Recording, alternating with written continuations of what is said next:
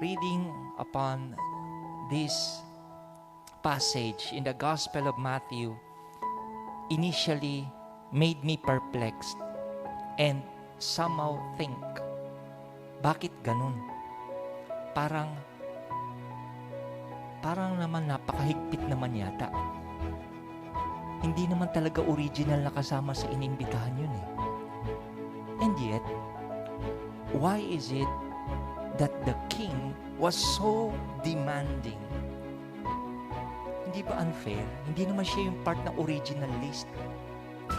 Pansin nyo, may mga unang inimbitahan eh. Hindi nga nagdatingan yun. Hindi nga pinansi imbitasyon eh. Tapos ito yung mga nasa kalye lang. Why is it na para bagang napaka-harsh naman yata? Napansin niyo ba yun sa kwento? O wala lang na alimpungatan lang kayo bigla? Meron ba ng kwento, Father? At first instance, we may think that way. But come to think of it deeply, and when you try to look the perspective of that story, in those days, pag sinabi mong may handaan, yung naghahanda, at ito yung kaugalian, yung naghahanda, o yung may pahanda, hindi lamang pagkain ang kanilang pinag-aabalahan. Even in that culture, even the attire, yung isusuot, ipine-prepare doon sa mga bisita.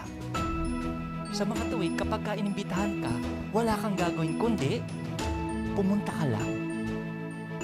Tapos pag natutuong ka na, dahil ikaw ay part ng bisita, there is a certain sense of garment na isusuot ka.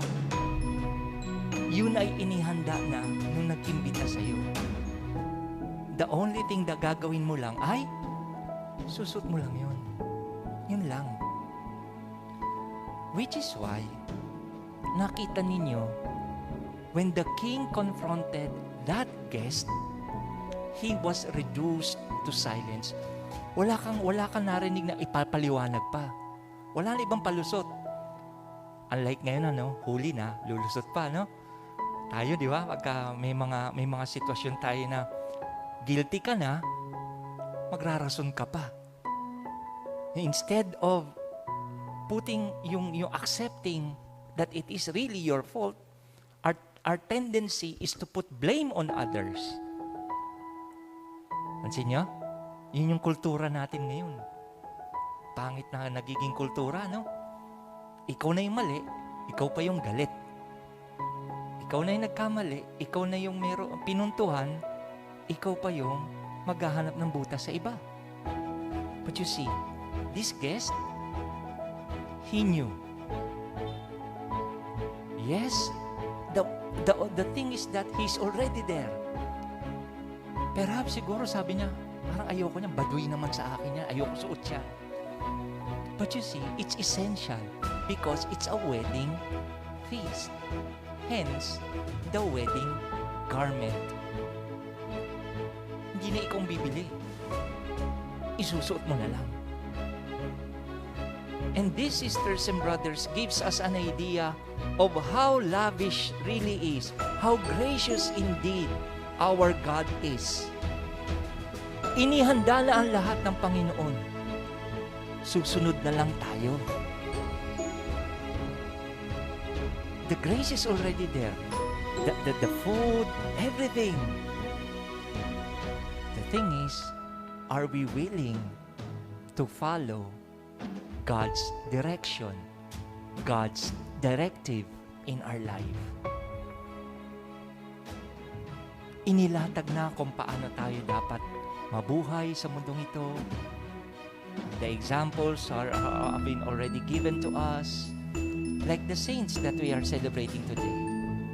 One of which is closest to the heart of the Filipinos because he lived here, Ezekiel Moreno. He spent 15 years or more serving here in the Philippines as a missionary. For him, moving out of his own native land and coming here to give and dedicate his life to preach the kingdom, sometimes it is very difficult. And yet, because he wanted to follow the will of the Lord, he embarked on that mission.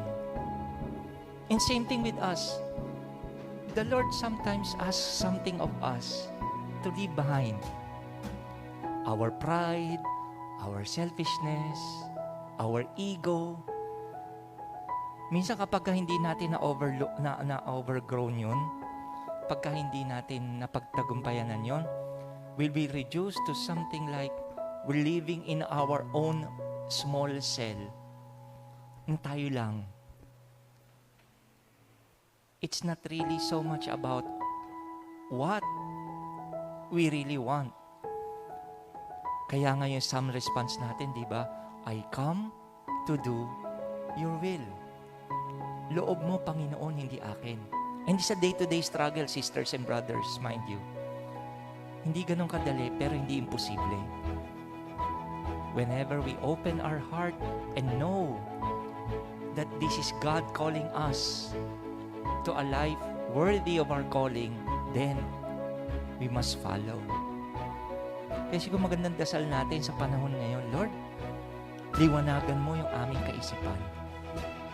Buksan mo ang aming puso. At sundin nawa namin, hindi ang loob namin, kundi ang kalooban mo. Let the will of the Lord be done in our day-to-day living.